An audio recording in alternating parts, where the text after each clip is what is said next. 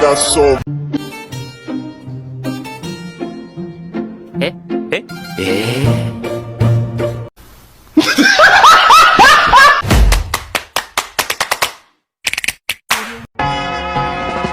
All singing low while I pop a bottle off of your chain swinging, clang clang, and it costs a lot. Bitch, I'm always at the guala, yeah, and you are not badass beat. Keep on going to you. A few moments later.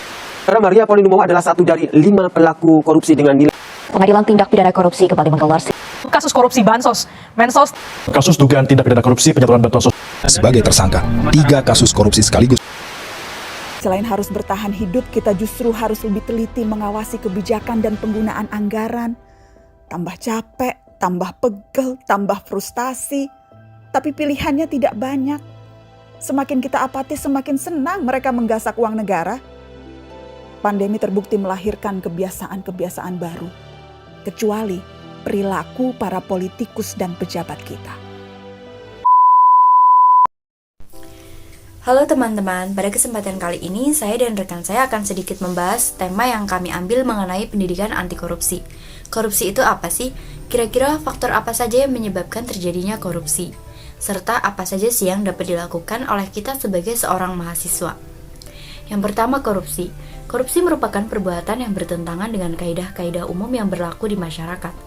Korupsi di Indonesia telah dianggap sebagai kejahatan yang luar biasa.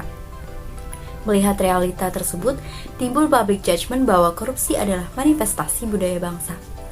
Telah banyak usaha yang dilakukan untuk memberantas korupsi, namun sampai saat ini hasilnya masih tetap belum sesuai dengan harapan masyarakat. Berikutnya ada gratifikasi. Dalam praktik di masyarakat dikenal pula istilah gratifikasi. Pengertian gratifikasi Black's Law Dictionary memberikan pengertian gratifikasi atau gratification, a voluntarily given reward or recompense for a service or benefit. Yaitu gratifikasi adalah sebuah pemberian yang diberikan atau diperolehnya suatu bantuan atau keuntungan. Apa saja sih bentuk gratifikasi?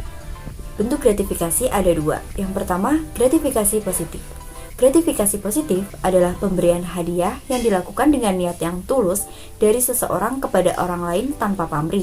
Artinya pemberian dalam bentuk tanda kasih tanpa mengharapkan balasan apapun.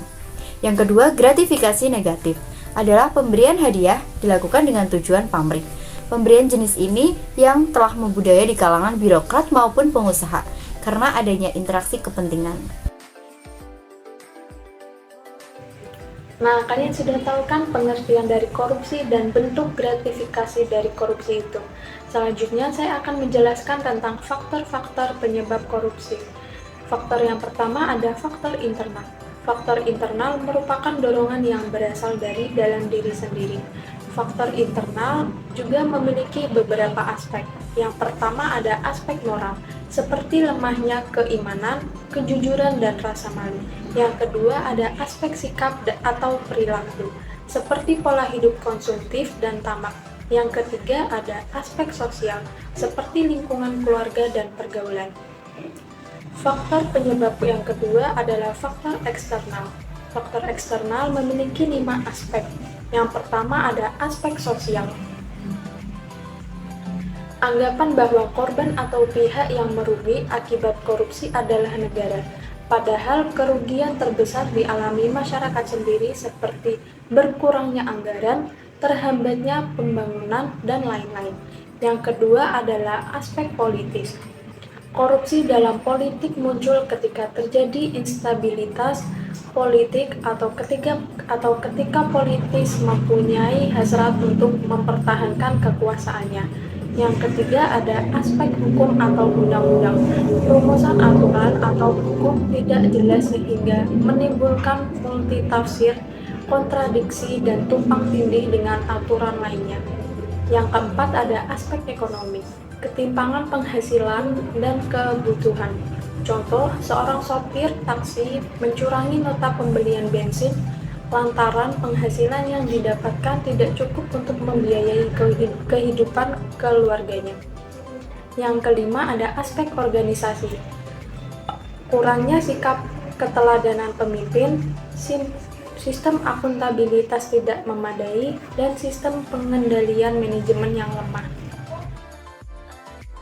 Kemudian yaitu mengenai peran mahasiswa dalam pencegahan korupsi, yaitu dapat dilakukan di lingkungan keluarga, lingkungan kampus, lingkungan sekitar perilaku warga dan tokoh masyarakat, serta perilaku pengurus RT, RW, tokoh masyarakat setempat. Pada lingkungan keluarga diantaranya yaitu 1. Kepatuhan pada norma dan aturan keluarga di rumah. 2. Pertanggungjawaban dalam penggunaan barang milik bersama. 3. Penggunaan fasilitas kantor untuk keperluan pribadi. Kemudian di lingkungan kampus yaitu 1. Kedisiplinan menghadiri kuliah. 2. Kejujuran dalam ujian dan tugas kuliah. 3. Kerjasama dalam tugas kelompok. Kemudian di lingkungan sekitar perilaku warga dan tokoh masyarakat. Yang pertama yaitu kedisiplinan membuang sampah pada tempatnya. 2. Kepedulian terhadap permasalahan bersama. 3. Keterlibatan dalam kegiatan bersama warga. Kemudian yaitu perilaku pengurus RT, RW atau tokoh masyarakat setempat. Yaitu 1. Pelaksanaan tugas untuk memimpin dan melayani warga. 2. Kesetaraan perlakuan kepada semua warga. Dan yang ketiga, yaitu keterbukaan dalam pengelolaan dana warga.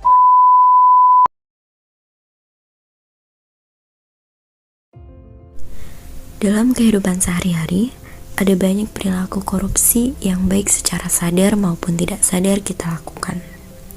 Contohnya, korupsi uang, korupsi waktu, kejujuran, dan lain sebagainya.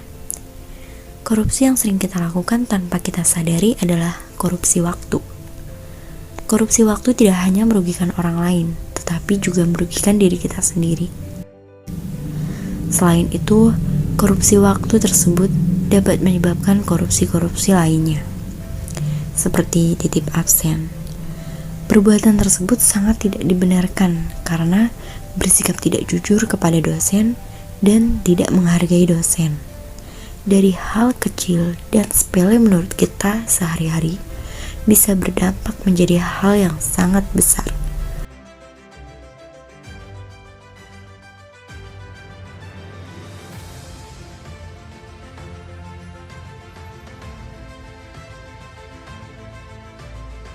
KPK sejak tahun 2009 menginisiasi program besar untuk menjaga sumber daya alam Indonesia, khususnya dari perilaku korupsi, yaitu program yang mengawal kebijakan pengelolaan sumber daya alam dengan nama Gerakan Nasional Penyelamatan Sumber Daya Alam, yang melibatkan seluruh stakeholder, baik pemerintah maupun masyarakat yang terlibat dalam pengelolaan sumber daya alam Indonesia. Mencintai Indonesia adalah melawan korupsi dan menjaga alam pertiwi untuk sang generasi. Karena itu, KPK mengawasi pengelolaan sumber daya alam di bumi pertiwi, agar jangan ada lagi yang dirusak dan dikorupsi. Pengawasan pada sektor kehutanan, perkebunan, pertambangan, serta kelautan dan perikanan diharapkan dapat memberi manfaat yang besar bagi rakyat. Sesungguhnya sumber daya alam itu adalah milik kita semua.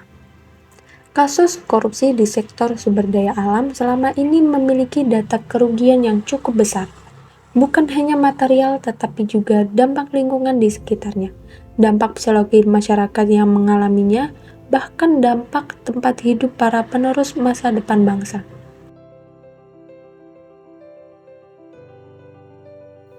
Korupsi di sektor sumber daya alam tidak hanya merampas hak hidup dan menyengsarakan rakyat. Sejatinya, ia juga merusak keseimbangan alam.